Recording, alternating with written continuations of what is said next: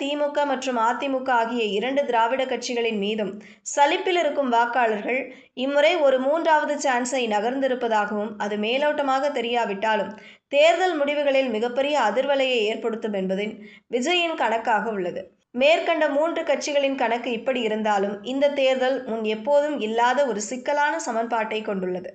நம்முடைய தமிழக மக்கள் பொதுவாக ஒரு தெளிவான தீர்ப்பை வழங்கக்கூடியவர்கள்.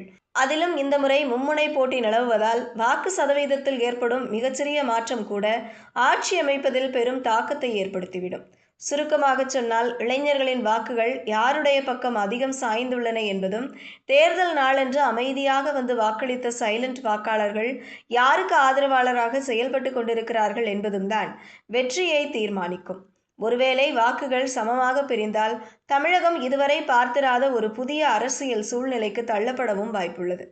என்னதான் நடக்கப் போகிறது? பொறுத்திருந்து பார்ப்போம்.